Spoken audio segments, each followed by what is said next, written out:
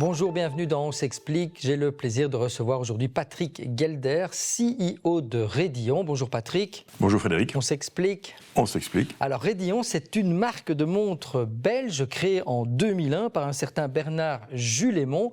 Vous, Patrick Gelder, vous avez rejoint la société il y a un peu moins de 2 ans. Vous êtes aujourd'hui le CEO. Est-ce que vous pouvez nous replanter le décor de cette marque de montres belge ? Alors, Raidillon, comme son nom l'indique, fait référence au fameux virage qui, d'après Bernard à l'époque, est toujours le plus beau virage du monde, sur, je pense aussi, l'un des plus beaux circuits au monde, dans nos belles Ardennes. Et Bernard avait décidé de créer une marque de montres et d'utiliser donc le nom Raidillon. L'idée, effectivement, est de s'adresser aux gentleman drivers, aux gens qui adorent l'automobile, qui adorent la compétition, qui ne sont pas nécessairement des grands sportifs, mais qui aiment ça. Et donc, d'année en année, la marque a bien entendu évolué, mais les points principaux ont toujours été un design belge, une fabrication suisse, parce que c'est très important, le fait aussi que ce soit des montres automatiques, puisqu'on fait quand même partie d'un certain niveau dans l'horlogerie. Et, très important, le fait qu'elle soit limitée à 55 exemples. Voilà, c'est un nombre qui est dans le logo de Raidillon. Il y a ce chiffre 55. Ça fait référence à quoi, 55 ? Alors, peu de gens le savent, mais tout au début, alors c'est peut-être une légende aussi, mais je ne pense pas, tout au début du circuit, il n'y avait que la possibilité d'avoir 55 voitures sur le circuit, parce qu'il n'y avait que 55 stands. Et donc, voilà, on parle de 55 pour cette raison-là. Alors, est-ce que c'est important ou pas ? Peu importe, mais c'est sympa. Ce chiffre est chouette, il donne bien avec les 2,5, donc on a continué à l'utiliser. Et toutes nos montres sont limitées en 55 pièces. On ne va jamais en faire une de plus, ça c'est clair et net. Par contre, comme nous sommes des gentleman drivers, nous n'avons pas le numéro 13. Parce qu'il porte... Superstition. Ah oui, c'est très important. Mais alors, vous n'avez que 54 ? Non, c'est ce que tout le monde nous dit. On a le 00, donc 00 barre 55. Et donc le 00 est effectivement très prisé. Elle est plus chère que les autres, le 00 Je pourrais le faire, c'est pas une mauvaise idée. Mais le 00, le 55, puis il y a d'autres chiffres selon les marchés, le 7 et autres. Donc, mais c'est vrai qu'il y a des chiffres qui sont quand même plus recherchés que d'autres. Et c'est ça qui est sympathique aussi pour certains clients. On nous appelle en disant, tiens, voilà, mon mari va avoir 40 ans, je vais lui offrir une Raidillon, est-ce que je pourrais avoir la 40, la 55 voilà. Et c'est un petit clin d'œil, mais c'est... Donc là, vous créez, c'est un marketing de la rareté, de créer que 55 exemplaires.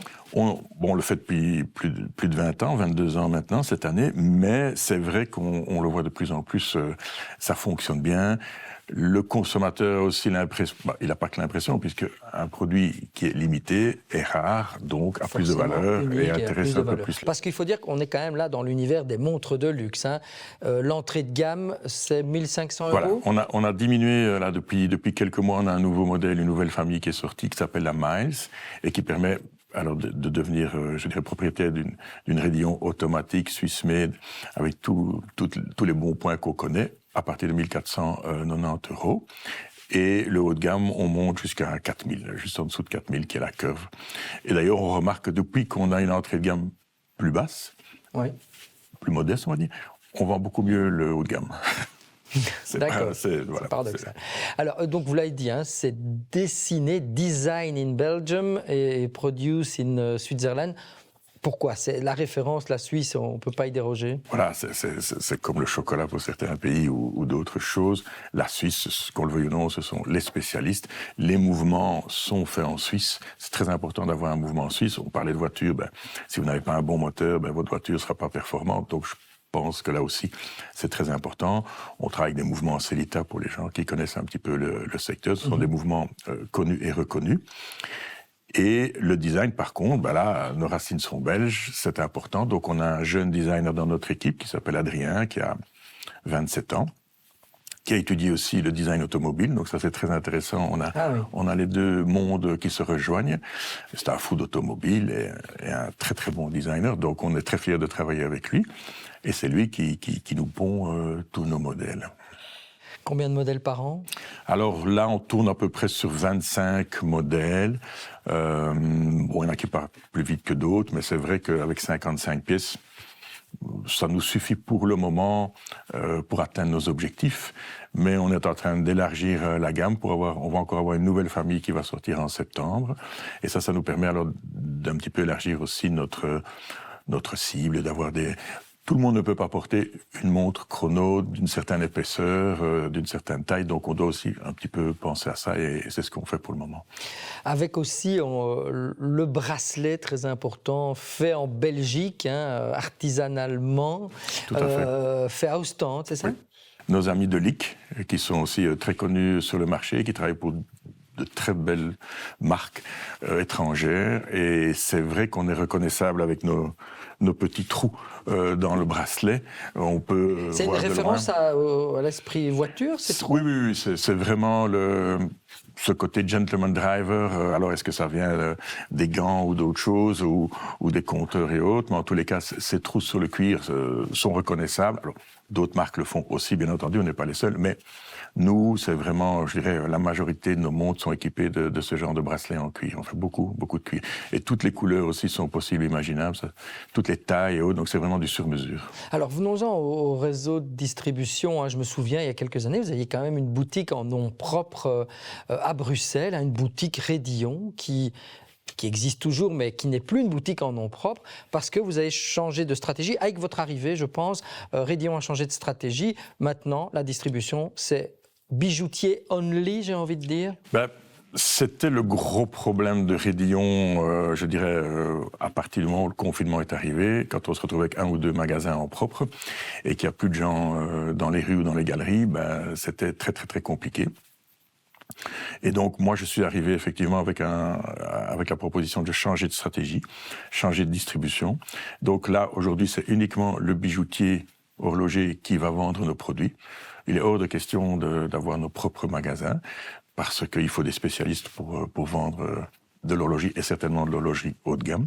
Et donc, par exemple, à Bruxelles, c'est notre partenaire Altenau qui a repris le magasin. On a encore un très beau corner, donc on est toujours présent. Le consommateur qui se balade, Galerie de Roi, Galerie de la Reine, il va peut-être même pas voir la différence, mais ce n'est plus nous.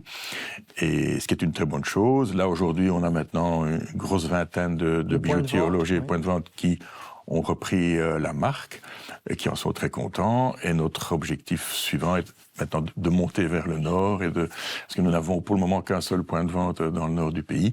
Oui, c'est un peu paradoxal. Vous êtes marque belge, mais vous êtes très francophone, non? Oui, très francophone.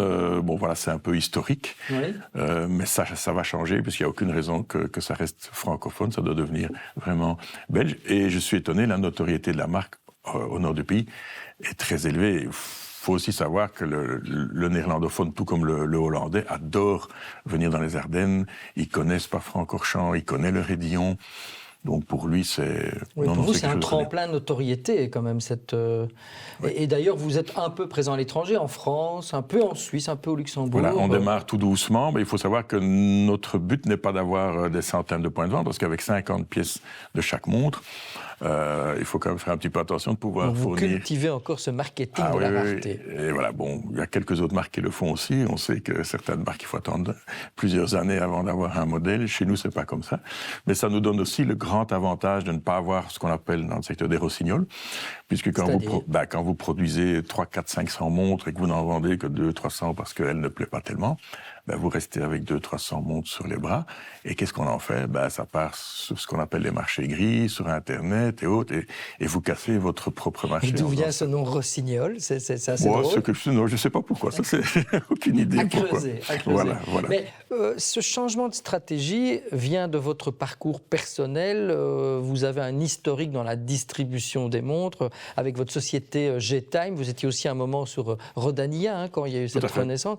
Qu'est-ce qui a fait que vous êtes venu chez Rédillon et que vous avez opté pour cette stratégie-là? C'est votre historique, votre expérience qui prime? J'ai été contacté par Frédéric Dawans, qui est le principal investisseur et actionnaire de la marque.